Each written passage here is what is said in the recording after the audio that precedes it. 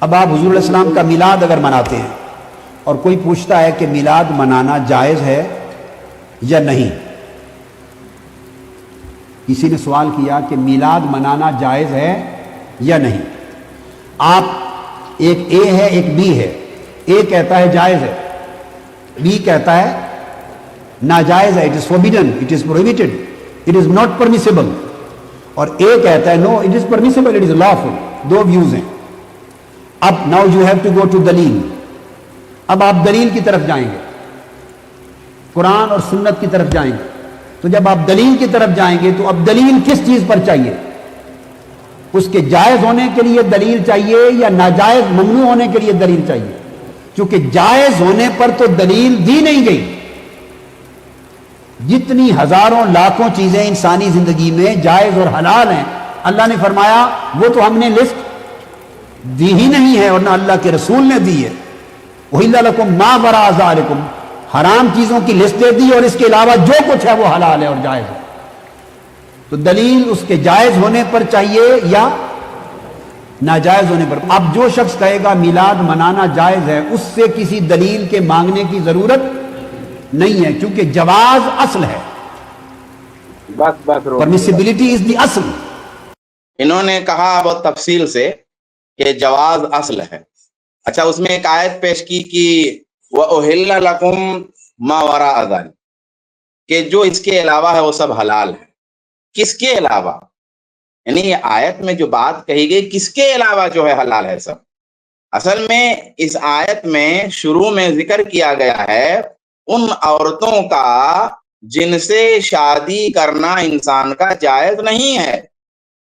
تو پہلے ایک ایک گن کے بتایا کہ یہ درست نہیں ہے، اور ان کے علاوہ جو ہیں ان سے شادی کرنا حلال ہے. یہ شادی کی بات ہے کہ شادی ان سے نہیں کر سکتے ہو اور ان کے علاوہ جو ہیں ان سے کر سکتے ہو. یہ تمام مفسرین، یعنی علامہ راضی کو دیکھ لیں، ابن کثیر کو دیکھ لیں، سب نے اسی طرح سے اس کی تفسیر کی ہے. اور اس عموم کے باوجود سنت میں خالہ اور پھوپھی کو جمع کرنا بیوی کے ساتھ جائز نہیں ہے. تو پہلی بات تو یہ جو آیت انہوں نے جلدی سے ڈال دی ہے اور ایک ہی لوگ سمجھ نہیں پائیں اور بول دیں جلدی سے کہ ما ورا، جو اس کے علاوہ ہے، جو اس کے پیچھے ہے، سب جائز ہے. تو اصل میں یہ کس کی بات ہو رہی ہے؟ یہ عورتوں سے شادی کی بات ہو رہی ہے. ایک بات. دوسری بات، انہوں نے کہا جواز اصل ہے. دھوکہ ہے، دھوکہ. جواز اصل ہے مگر کس میں؟ جواز اصل ہے مگر کس میں؟ جواز اصل ہے چیزوں میں، معاملات میں، اشیاء میں. اصل میں دو رول ہیں.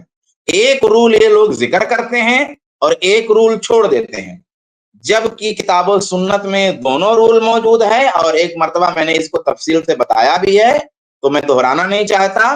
فقہا نے تفصیل سے اس کو ذکر کیا ہے، فقہائے حنفیہ نے بھی، اور فقہائے موالک اور فقہائے شوافع نے بھی اس کو ذکر کیا ہے. یہاں تک کہ متاخرین حنفیہ نے بھی ذکر کیا ہے.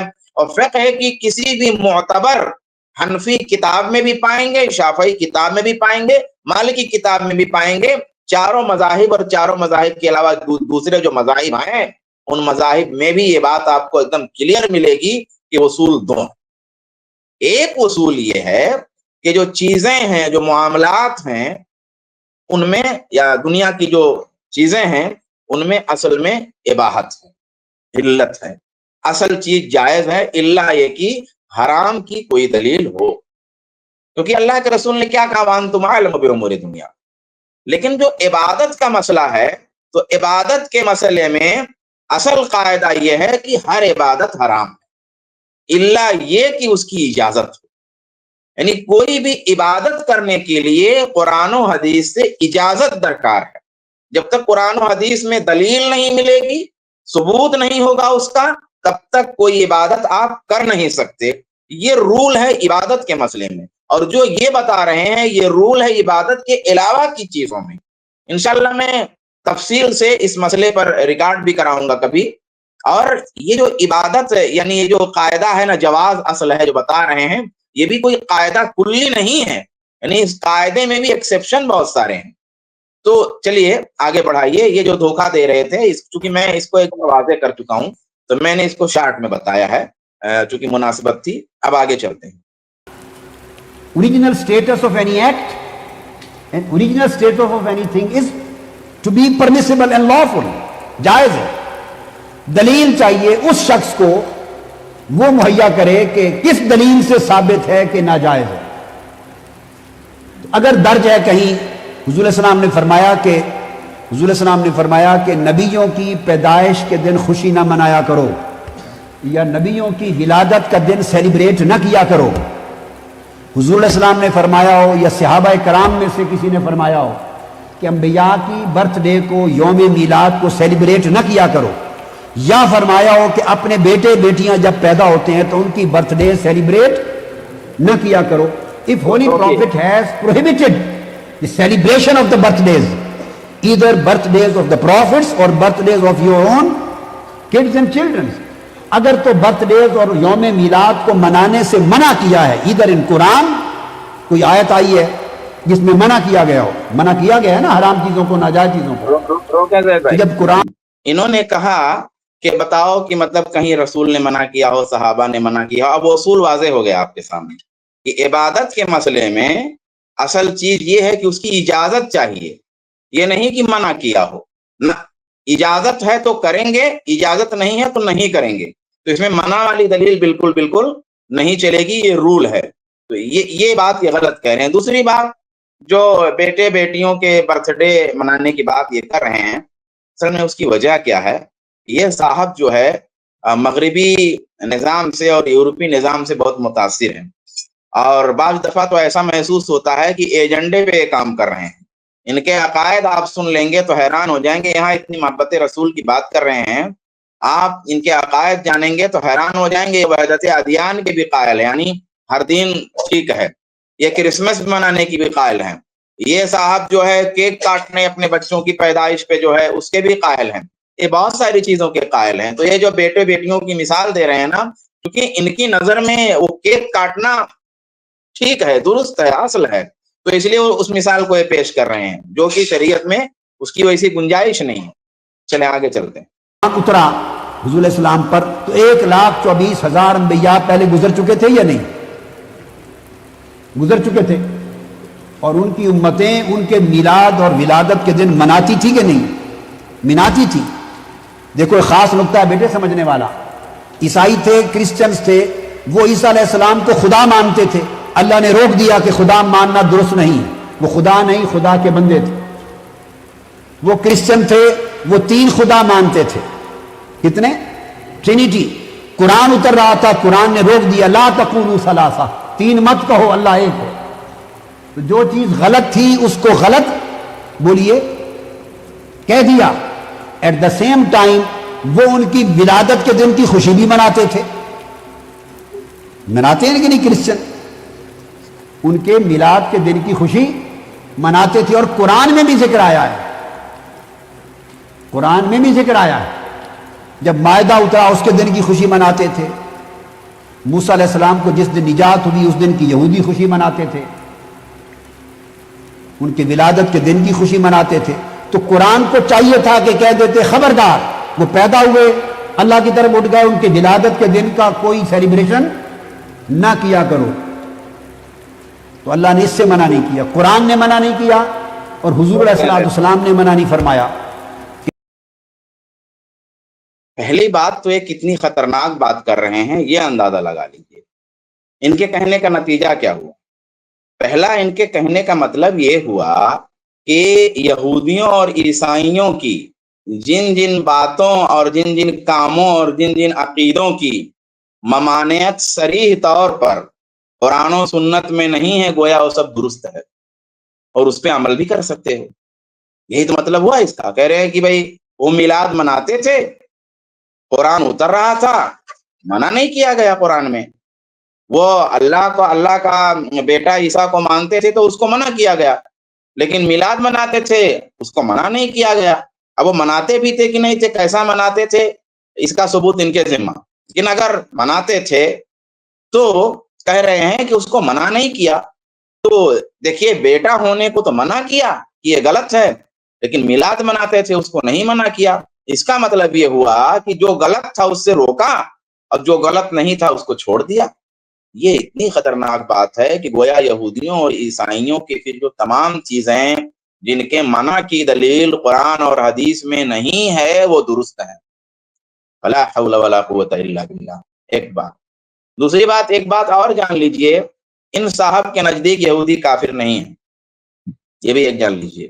تو اور تب آپ کو مزہ آئے گا کہ پھر یہ کیسی باتیں کر رہے ہیں. اب آئیے جواب سنتے ہیں. دو باتیں. قرآن نے پچھلی شریعت کی ہر چیز کو ڈائریکٹ منع نہیں کیا کہ اگر قرآن پچھلی شریعت کی ہر چیز کو ڈائریکٹ منع کرنے بیٹھ جائے تب تو پورا قرآن صرف یہودیوں کے غلط اعمال اور غلط عقائد کو منع کرنے میں نکل جاتا. ایک قرآن یہودیوں کے عقائد کو منع کرنے کے لیے ہو جاتا اور ایک قرآن عیسائیوں کے عقائد اور اعمال کو منع کرنے کے لیے ہو جاتا. تو بھائی قرآن نے اس طرح نام لے لے کر کے یہودیوں اور عیسائیوں کی غلط چیزوں کو منع نہیں کیا، بلکہ مثبت طریقے سے دین کی تفصیلات، شریعت، رسول پہ اللہ تبارک و تعالی اتارتا گیا. اب اس سے آٹومیٹک دوسرے دین میں جو چیزیں تھیں وہ رد ہوتی گئیں. آٹومیٹک تفصیل شریعت کی آ رہی ہے، نماز اس طرح پڑھنی ہے، ان کا جو طریقہ ہے وہ رد ہو گیا. روزہ اس طرح رکھنا ہے، ان کا جو طریقہ ہے رد ہو گیا. خوشی اس طرح منانی ہے، ان کا طریقہ رد ہو گیا. بیوی بچوں کے پاس اس طرح سے جانا ہے، ان کا طریقہ رد ہو گیا. یعنی شریعت کی تفصیلات اترتی رہیں اور آٹومیٹک عیسائیوں اور یہودیوں کے جو غلط اعمال اور عقیدے تھے وہ رد ہوتے رہے، ان کے نام لینے کی ضرورت نہیں تھی. اسی طریقے سے ایک اصولی بات ہم جانتے ہیں، اگر یہ بات نہ سمجھ میں آئے، کہ دین اسلام کے آنے سے ہی صرف اسلام کے آنے سے پچھلے تمام ادیان منسوخ ہو گئے. تمام ادیان، پچھلے تمام ادیان منسوخ ہو گئے اور ان کے تمام عقائد اور اعمال منسوخ ہو گئے. صرف وہ چیزیں منسوخ نہیں مانی جائیں گی جن کی قرآن و سنت نے تائید کی ہے. منع نہیں چلے گا. اگر یہ اصول منع جو بولتے ہیں اگر یہ لاگو کر دیا جائے تو کتنی خطرناک بات ہے. لیکن یہاں مسئلہ کیا ہے؟ یہاں مسئلہ یہ ہے کہ شریعت اتری، اسلامی شریعت اتری، تو اب دوسری چیزیں منسوخ، ختم. اب ایک ایک چیز کا نام لے کے منع کرنے کی ضرورت نہیں ہے. تو یہ تو بڑی خطرناک بات ہوگی کہ بھائی جن کا نام لے کر کے قرآن نے منع نہیں کیا یہودیوں اور عیسائیوں کی چیزوں کو، اور چونکہ میلاد کا نام لے کر کے منع نہیں کیا تو اس لیے میلاد درست ہو جائے گا. عیسیٰ علیہ السلام کا وہ میلاد مناتے تھے، پھر بھی عیسیٰ علیہ السلام کا مناتے تھے نا، ہمارے رسول صلی اللہ علیہ وسلم کا تو نہیں تھا اس میں. بہرحال ذرا ہم آگے چلتے ہیں. کہ نبیوں کے ولادت کے دن کو سیلیبریٹ نہ کرو یا اپنے بچوں کی برتھ ڈیز کو سیلیبریٹ نہ کرو.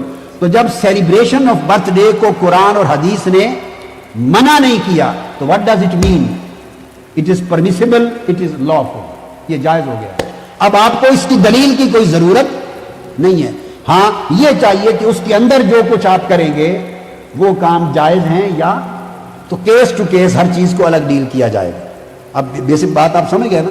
تو اس طرح میلاد کو اور اس طرح علی حاصل قیاس بے شمار چیزیں عقائد میں اور آئیں گی جن کو آپ کرتے ہیں اور لوگ کہتے ہیں جی دلیل دو، یہ کہاں لکھا ہے. سو میں نے آج آپ کو ایک پختہ دلیل سمجھا دی کہ کسی چیز کے جائز ہونے پر کوئی دلیل، اور یہ میں نے آیتیں جو کوٹ کر دی یہ سفیشینٹ ہے. دو باتیں بہت خطرناک ہے اس میں. ایک یہ کہہ رہے ہیں کہ اصل میں یہ دیکھا جائے گا کہ اس کے اندر جو چیزیں کر رہے ہیں وہ غلط ہیں کہ صحیح. تب تو کرسمس منانا درست ہے. کرسمس منائیے اور اس میں درود و سلام ہو، قرآن کی تلاوت ہو، کھانا کھلانا ہو، اللہ کے رسول کی نعت ہو، اللہ تبارک و تعالیٰ کی حمد ہو، تعریف ہو، پھر درست ہو گیا. پھر تو بھائی آپ کے حساب سے پھر پتہ نہیں کیا دیوالی ہولی سب کچھ درست ہو جائے گا، کیونکہ اس کے اندر کی چیز ٹھیک ہونی چاہیے. اس کے اجازت کی دلیل نہیں چاہیے، دیوالی کی دلیل نہیں چاہیے، ہولی کی دلیل نہیں چاہیے، یہ سب دلیلیں نہیں، کرسمس کی دلیل نہیں چاہیے. دلیل کس کی چاہیے؟ جو اندر ہے وہ غلط ہے کہ صحیح. تو اندر سب صحیح چیز ہے تو بس صحیح ہو گیا. یہ خطرناک بات. دوسری بات انہوں نے کیا کہا آگے؟ بے شمار عقائد کی چیزیں آئیں گی. عقائد یعنی ان کے حساب سے عقیدہ بھی جس عقیدے کا نام لے کر کے منع نہیں کیا گیا ہے کہ یہ عقیدہ نہ رکھنا، وہ عقیدہ بھی آپ رکھ سکتے ہیں. امت کے کسی بدترین آدمی نے بھی یہ بات نہیں کہی, کسی بدترین, بس اتنی بات کافی ہے اس کے رد کے لیے. آگے چلتے ہیں تاکہ ہم جلدی سے کور کر سکیں. جی, دلیل ہوتی ہے حرام ہونے پر, منع ہونے پر. اس سے کہیں کہ مجھ سے نہ پوچھے دلیل, میں تو مباح جائز مانتا ہوں, اور یہ اصل ہے, یہ اصل ہے. You have to give the argument and evidence کہ why you are declaring this thing forbidden and prohibited. یہ کہاں ڈکلیئر کیا گیا ہے یہ حرام ہے, یہ منع ہے, ممنوع ہے. بس he should provide the evidence. قرآن مجید میں فرمایا قد فصل لکم ما حرم علیکم, جو چیز اللہ نے تم پر حرام کی اللہ نے اسے گن گن کر تفصیل سے بیان کر دیا ہے. اور کسی جگہ قرآن میں یہ نہیں ہے کہ جو چیز تمہارے لیے جائز کی اور حلال کی اللہ نے گن گن کے تفصیل سے تمہارے لیے بیان کر دیا. یہ آیت نہیں ہے قرآن میں. حلال کی تفصیل موجود, حرام کی تفصیل ہے. چونکہ حلال کی تفصیل کیوں نہیں, ہر چیز حلال ہے, لہذا اس کی پھر حد اور شمار ہی نہیں ہو سکتا.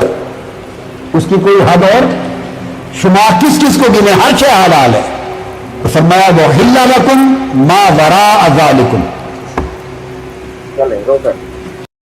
انہوں نے کہا, اب دیکھیے دھوکہ ہے. میں نے 2 اصول شروع میں بتائے ہیں کہ عبادت کا جب مسئلہ آئے گا تو اس میں اجازت کے بغیر کوئی عبادت اپنی طرف سے آپ نہیں کر سکتے. عبادت میں ہر عبادت حرام ہے الا کی اجازت, اور چیزوں میں ہر چیز حلال ہے الا کہ حرام کی دلیل.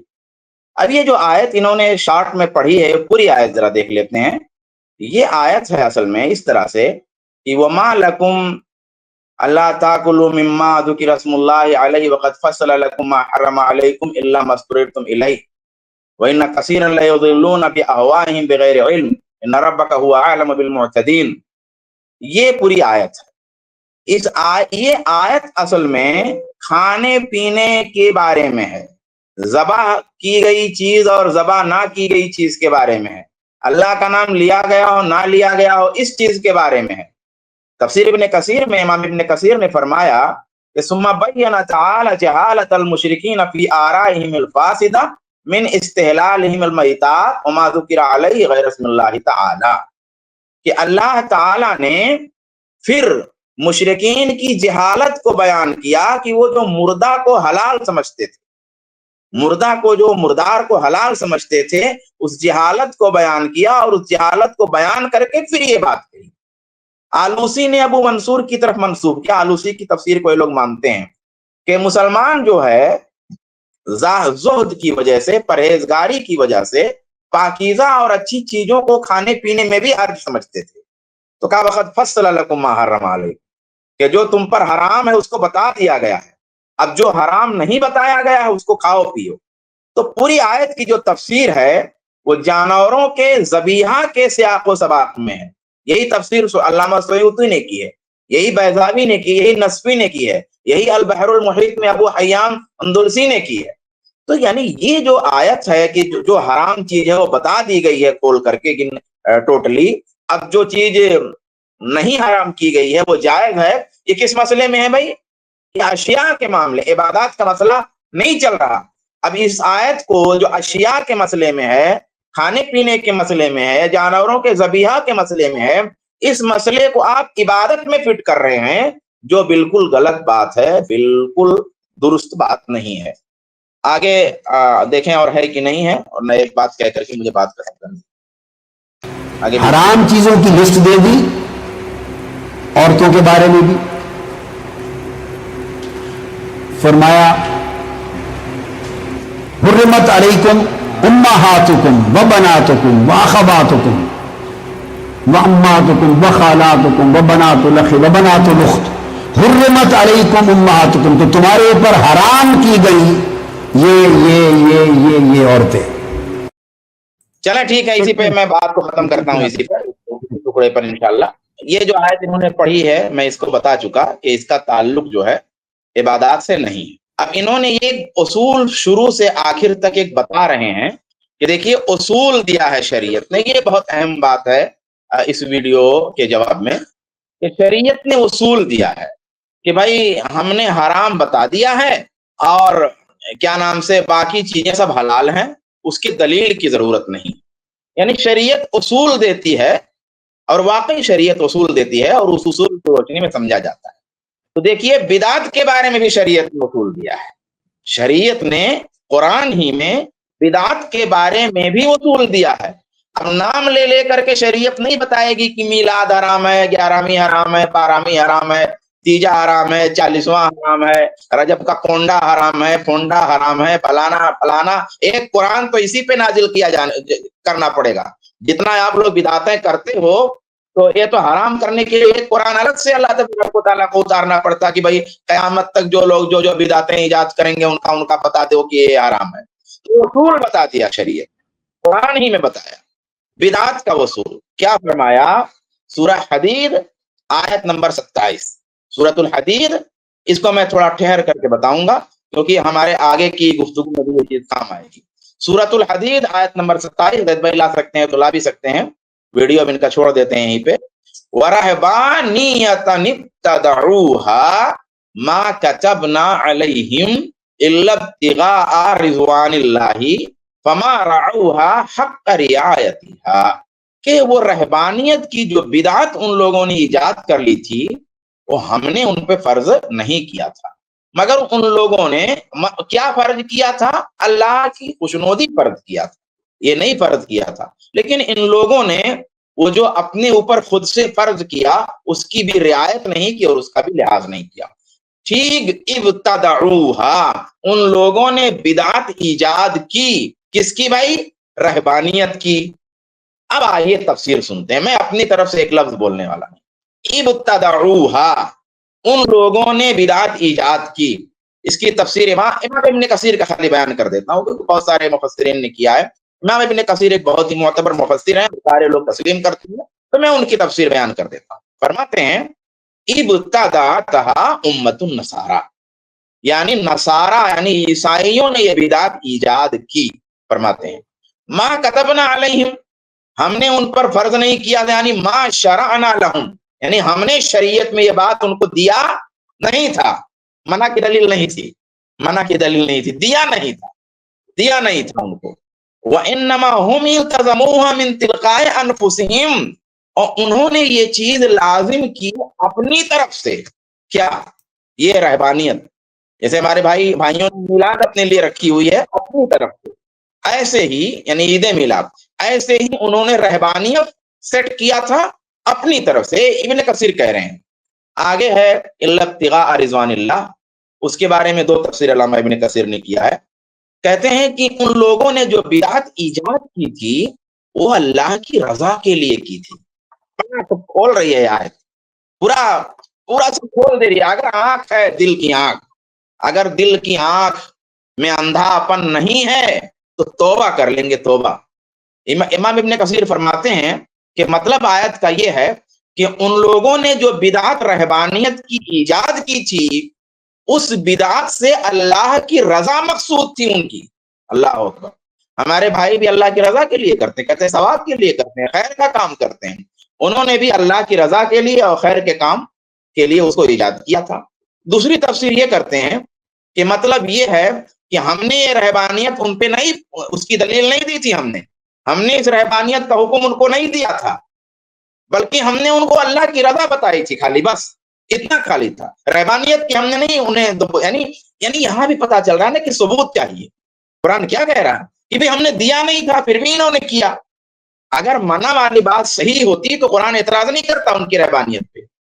فما رعوها حق رعایتها، تو ان لوگوں نے جو اپنی طرف سے رہبانیت لائے اس کا بھی وہ التزام نہیں کر سکے. جیسے ہمارے بھائی عید میلاد لائے لیکن اس کی رعایت نہیں کر پا رہے ہیں. کیا رعایت نہیں کر پا رہے ہیں؟ بھنگڑا ہو رہا، رقص ہو رہا، ناچا جا رہا ہے، پتہ نہیں کیا کیا ہو رہا، ہور بری بیٹھائی جا رہی ہے.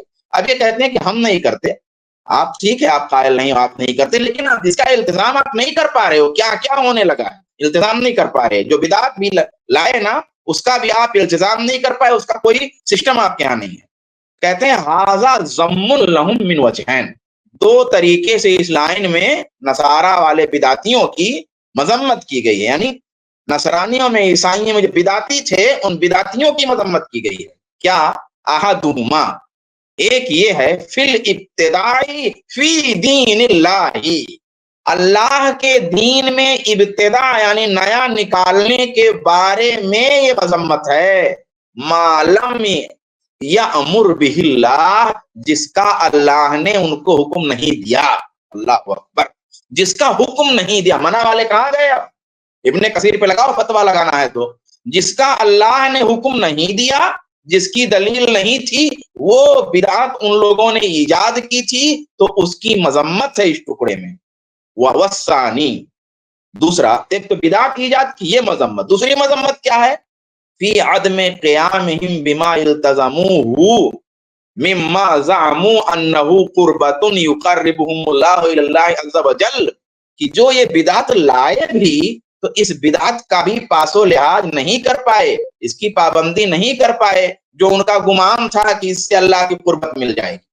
میں کہتا ہوں اس آیت کی اس تفسیر کے بعد کوئی بات اگر ہم لوگ نہ کریں اور یہ اسٹریم بند کر دیں تو ہم حجت پوری کر چکے ہیں۔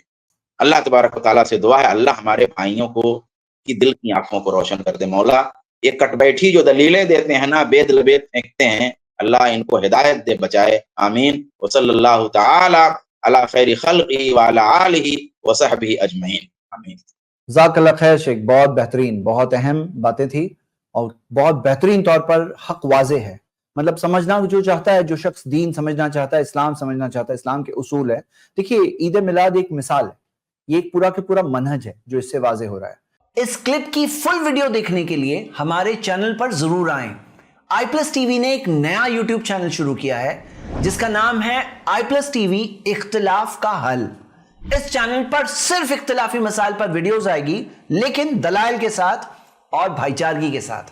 آپ کو میں دعوت دیتا ہوں کہ آپ بھی ہمارے اس چینل کو سبسکرائب کریں، ہماری ویڈیوز کو شیئر کریں اور نوٹیفیکیشن آئیکن کو آل سلیکٹ کریں تاکہ آپ کو ہماری ویڈیوز کا نوٹیفیکیشن مل سکے۔